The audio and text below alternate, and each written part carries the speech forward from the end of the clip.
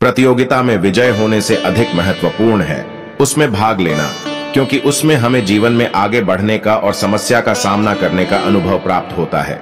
जिस कार्य को बुद्धि से किया जा सकता है उसमें बल का प्रयोग नहीं करना चाहिए। परिस्थिति को समझकर विनम्रता से उसका सामना करने वाला ही बुद्धिमान कहलाता है।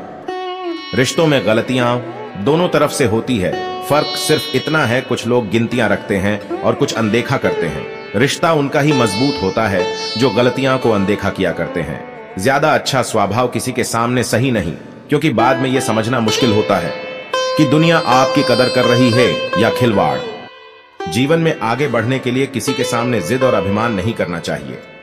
आपके सामने दूसरे की अवगणना करने वाला ही आपकी अवगणना किसी के साथ भी कर सकता है। यही तो दुनिया की रीत है। मैं जो कुछ भी कहता हूं उसके लिए जिम्मेदार मैं खुद हूं, लेकिन तुम क्या समझते हो उसके लिए नहीं। इसलिए किसी की भी सुनी सुनाई पे ध्यान नहीं देना चाहिए। विश्वास को निस्वार्थ भाव से निभाना चाहिए। भावनाओं के साथ तो पूरी दुनिया खिलवाड़ करती है। लोगों की आलोचना एवं टीका से अपना रास्ता नहीं बदलना चाहिए, क्योंकि सफलता शर्म से नहीं बल्कि साहस से मिलती है। बुद्धिमान व्यक्ति वही होता है जो तब तक प्रयत्न करता है जब तक उनको कार्य में सफलता नहीं मिल जाती।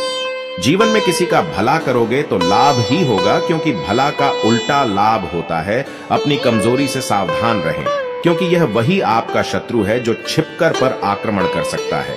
आलोचना के डर से अपना लक्ष्य नहीं बदलना चाहिए, क्योंकि सफलता प्राप्त होते ही आलोचना करने वाले ही प्रशंसा का आरंभ करते हैं।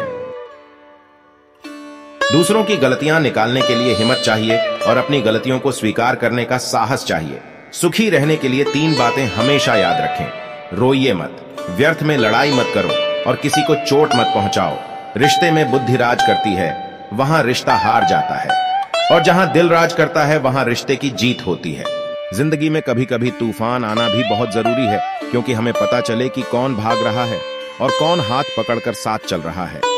जीवन मिलना भाग्य की बात है, मृत्यु मिलना समय की बात है, लेकिन मृत्यु के बाद भी किसी के दिल में हमेशा के लिए जीवित रहना, यह हमने जीवन में किए कर्म की बात है।